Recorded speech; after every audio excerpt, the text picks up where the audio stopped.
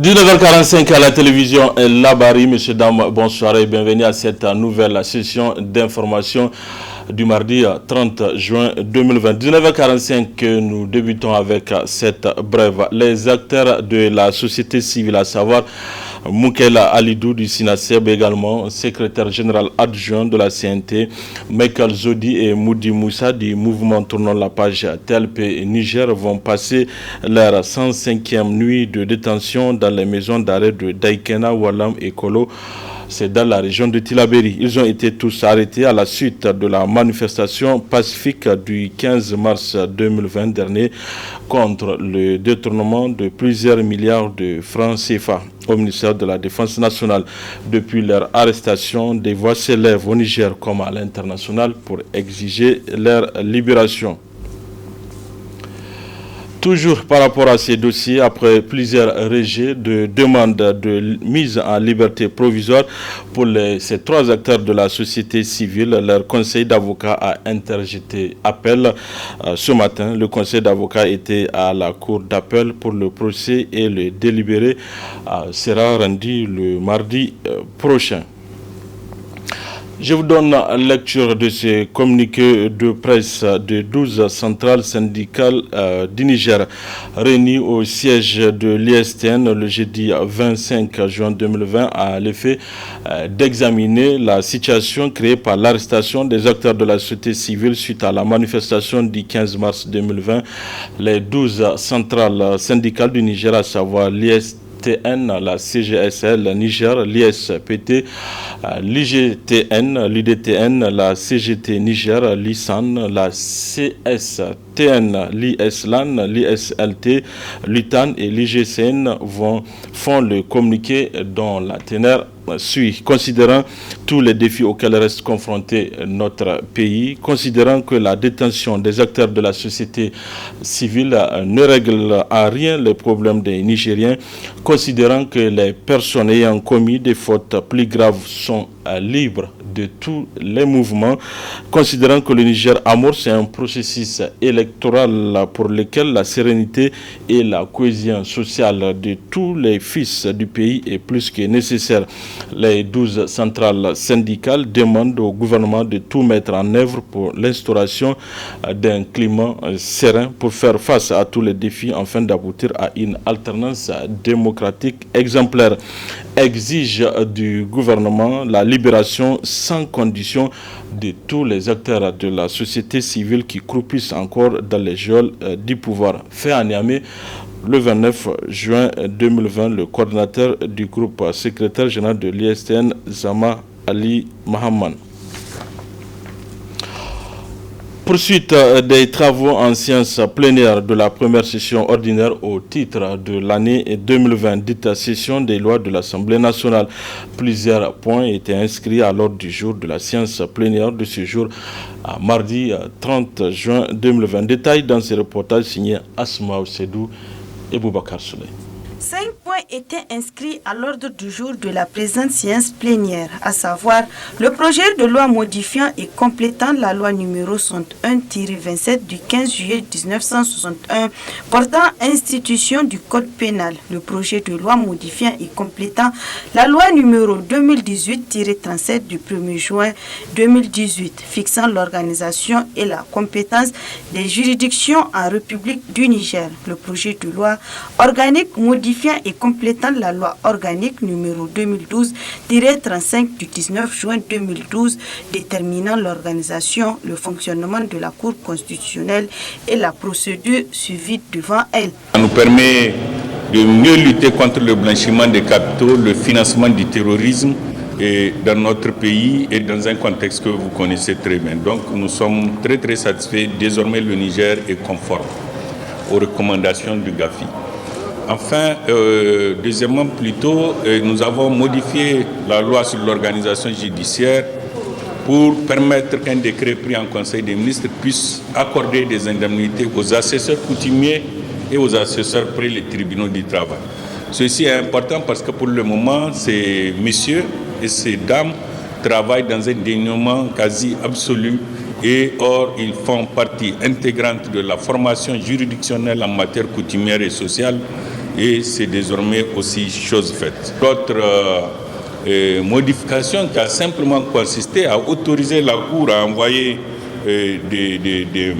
c'est l'article 36, à déployer des observateurs à l'intérieur du pays pour observer les opérations électorales. Je pense, et s'il y a quelqu'un qui aurait souhaité ça, c'est bien l'opposition, qui dit s'attacher à des élections libres et transparentes. En tout état de cause, c'est un vote à plus de 111 voix contre 13 abstentions, 0 contre.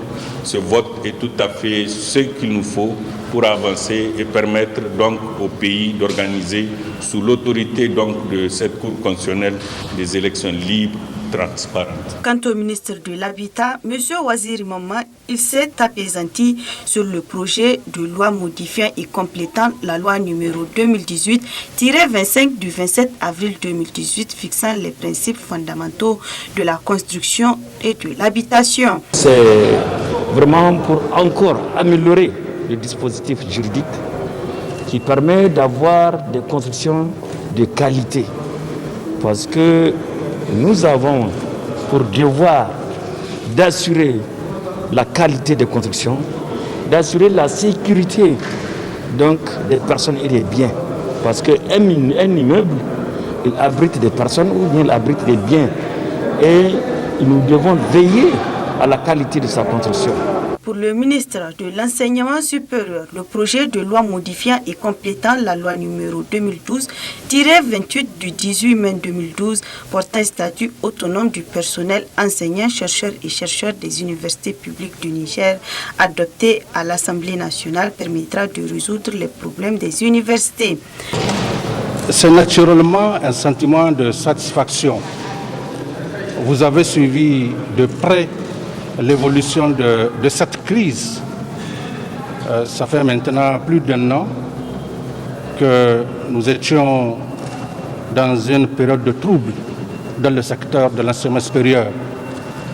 Mais grâce à la détermination des uns et des autres à trouver une solution pérenne, aujourd'hui, grâce à Dieu, nous sommes parvenus à l'aboutissement heureux de ce processus. L'Assemblée nationale vient d'adopter la loi portant statut autonome des enseignants, chercheurs et chercheurs du supérieur du Niger. L'adoption de cette loi, je l'avais dit tout à l'heure à l'hémicycle, c'est une révolution dans la gouvernance universitaire. Une révolution en ce sens qu'elle va permettre d'asseoir un climat serein. Elle va permettre de fluidifier les questions académiques. Aujourd'hui, ce n'est un secret pour personne. Nous avons de terribles chevauchements des années académiques par la faute des uns et des autres. Mais l'adoption de cette loi, je pense, va véritablement aider à régler cette question-là. En marge de cette séance plénière, un rapport général est présenté sur l'évaluation des impacts sécuritaires et socio-économiques de la mise en œuvre du régime de l'état d'urgence dans les régions de Difa, Tawa et Tillabéri. Ouverture ce matin au Palais des Congrès de Niamey de la première réunion au titre de l'année 2020 du groupe multipartite de concertation GMC. C'était en présence des partenaires techniques et financiers. Nafissa Touzakou et Ibrahim Abdou. La présente rencontre marque la première réunion ordinaire du groupe multipartite de concertation GMC pour l'année 2020. Cette rencontre se déroule dans un contexte particulier du fait de la réintégration du Niger parmi les pays mettant en œuvre la norme ITE à partir du 13 février 2020. Avec cette réadmission, le Niger est tenu de publier les informations requises, en général sous la forme d'un rapport ITE, dans un délai de 18 mois à compter de la date de son admission, c'est-à-dire avant le 13 août 2021. La validation commencera dans le délai de 2 ans et demi, suivant la date à laquelle le Niger est devenu pays candidat, c'est-à-dire le 13 août 2022. Aussi, Il vous souviendra que depuis 2019, le Niger a amélioré la gouvernance du dispositif national de l'ITIE en révisant le cadre juridique et institutionnel et en adoptant plusieurs documents dont les termes de référence du GMC, le règlement intérieur et le plan d'action 2019-2021. Le président du groupe multipartite de concertation a dans son discours souligné que l'initiative pour la transparence dans les industries extractives est un important outil de diagnostic pour un pays comme le Niger. L'initiative de la transparence dans les industries extractives est un important outil de diagnostic, de réforme, de contrôle et de redevabilité pour notre pays.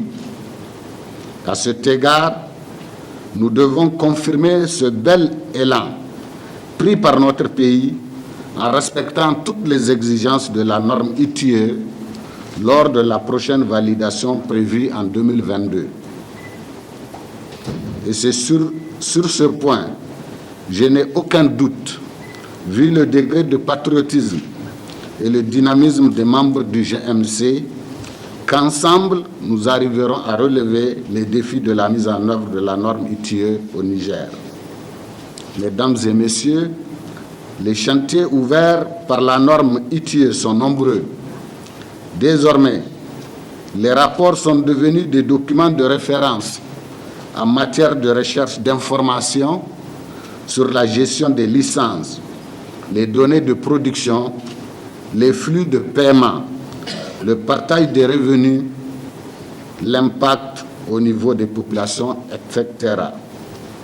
La norme ITIE est en pleine mutation et de nombreux défis se profilent à l'horizon, tels que la propriété réelle pour lutter contre le conflit d'intérêts et l'évasion fiscale, la déclaration par projet pour mieux désagréger les données ITIE et enfin l'intégration du rapportage dans les systèmes d'information des administrations. Je reste convaincu qu'avec une participation pleine et une collaboration effective de tous les acteurs du processus, ces défis seront relevés. Ainsi, au cours de cette journée de réunion du GMC, plusieurs points sont inscrits à l'ordre du jour, dont, entre autres, examen de la proposition de révision des tests du diagnostic national à l'initiative pour la transparence des industries extractives ITIE Niger, adoption du plan d'action 2020-2022 et l'adoption de la feuille de route pour la propriété effective. Le 14 juillet 2020, c'est la date butoir pour l'échange du permis en carton au permis biométrique. Depuis l'annonce de cette date, les usagers se ruent en masse pour se conformer avant l'expiration du délai dans 2 semaines. L'ambiance au niveau du centre de traitement est peu ordinaire selon les candidats, selon les constats de nos reporters Hassan Saleh Mustafa. C'est les images de Alidou Brema.